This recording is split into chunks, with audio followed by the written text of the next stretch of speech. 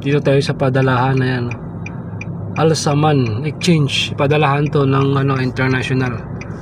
Kung saan bansa ka, dito ka magpapadala at saka mayroon ATM. Ayan, nakapila sila. Kung gusto mong mag-withdraw ATM, yan, may ATM machine dyan. Tapos yun naman ang pintuan papunta sa loob ng padalahan. Western Union o kaya sa Cebuana, Palawan, Lolier, pwede kang padala dyan. So nandito tayo para mag-withdraw. Wala na tayong budget, kaya i-withdraw na natin yung nakatago sa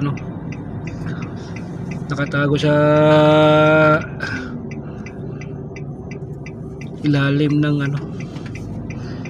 ng upuan natin. Tatanggalin ko na yung mga inipit ko sa upuan. Marami nagwi-withdraw.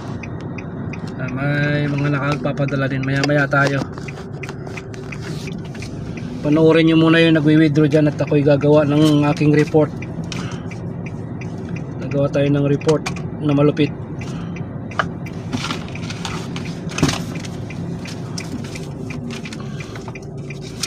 Para dun sa aking dineliver kanina.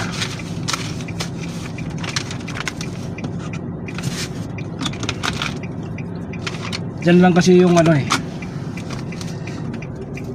Sabagay dito lahat ng ATM machine dito wala namang kartas. Pero yung bangko ko kasi yan yung ATM machine niya, kaya diyan ako mag-withdraw. Hindi katulad sa Pilipinas, balance inquiry ka lang, kaltasan ka na. Dito walang kaltas dito. Kahit mag-balance inquiry ka, mag-withdraw ka, walang kaltas. Yun ang pinagkaiba.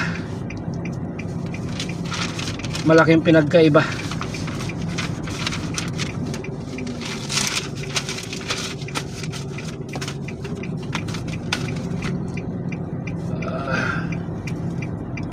Sa Pilipinas, mag-balance inquiry ka lang, kaltasan ka na.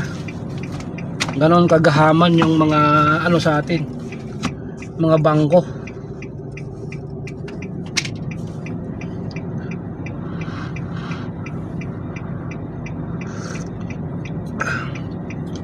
Yun ang sabi nila. Hindi ko alam kung hanggang ngayon ganon pa rin. Dito mag-withdraw ka, mag-deposit ka,